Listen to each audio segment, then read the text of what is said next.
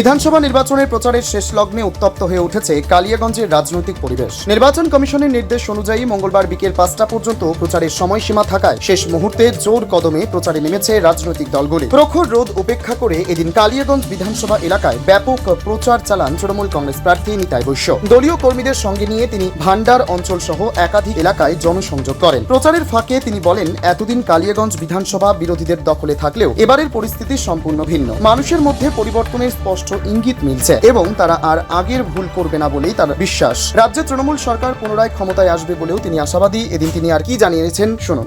দেখুন, আমরা এই কালিয়াগঞ্জের বিধানসভা নির্বাচন আজকে একদম শেষ মুহূর্তে আমরা এসে পৌঁছেছি। আজকের দিনে 5টার সময় থেকে প্রকাশ্য প্রচার পুরোপুরি বন্ধ থাকতেছে।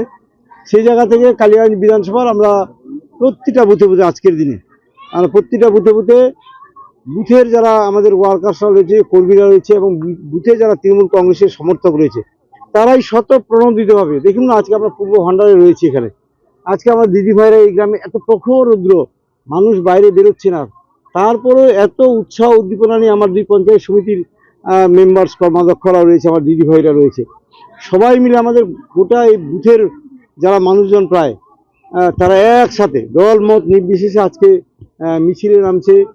জয় নিতাই ধ্বনি দিয়ে গোটা গ্রাম ঘুরে ঘুরে নেচে নেচে আজকে মিছিল করছে। খুব উৎসাহ উদ্দীপনা। এখানে না রাজনীতি কোনো কম্পিটিশন, না রাজনীতি কোনো হানাহানি, না, কিন্তু পুরোটাই একটা যে ভোট মানে উৎসব আমাদের কাছে, সেটা এই পূর্ব ভান্ডার বা আমাদের কালিয়াগঞ্জ বিধানসভার যে কোনো বুথে বুথে গেলে আজকে আপনি অনুভব করতে পারবেন। প্রায় 1 মাসের উপর ধরে প্রচার চালালেন, কি এখন সাড়া পাচ্ছেন বা কি বলবেন, কতটা আশাবাদী? দেখুন, ভোট আমাদের কাছে উৎসবের মতো।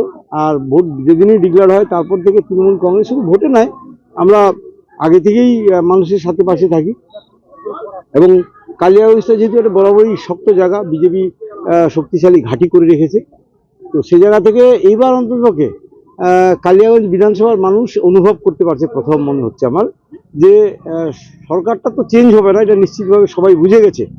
মামাটি মানুষের সরকার, মুখ্যমন্ত্রী মমতা বন্দ্যোপাধ্যায় হচ্ছেন আমার চতুর্থবারের জন্য মুখ্যমন্ত্রী।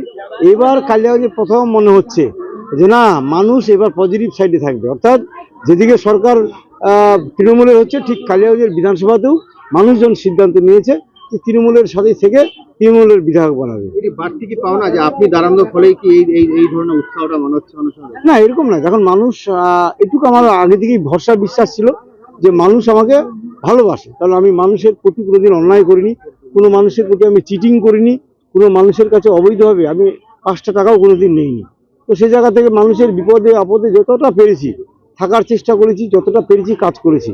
সব কাজ হয়তো করতে পারিনি, কিন্তু আজকের গ্রামেগঞ্জে যে রাস্তাঘাট থেকে শুরু করে পানীয় জল, বিশেষ করে ব্রিজ কালভার্টগুলো হয়েছে, আমি এবং আমার পুরো সিস্টেম, বিশেষ করে পঞ্চায়েত সমিতি, জেলা পরিষদ, পঞ্চায়েত মিলে আজকে যে পুরো ছাতার মতো কাজটা করেছি, সেই জায়গা থেকে একটা বাড়তি কনফিডেন্স থাকেই যে না, মানুষ হয়তো আশীর্বাদ করবে, মানুষ হয়তো কাজের মানুষ। উন্নয়নের স্বার্থে কালিয়াগঞ্জের মানুষ তাকেই ভোট দিয়ে জয়যুক্ত করবে বলে দাবি করেন তিনি। যদিও শেষ হাসি কে হাসবে তা অবশ্য বলে দেবে সময়। উত্তর দিনাজপুরে কালিয়াগঞ্জ থেকে নিজস্ব প্রতিনিধির রিপোর্ট, টাইমস 14 বাংলা।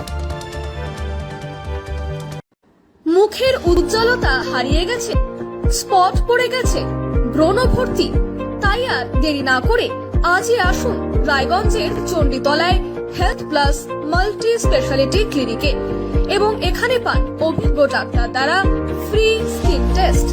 আরো বিস্তারিত জানতে যোগাযোগ করুন 96748956169 এই নম্বরে।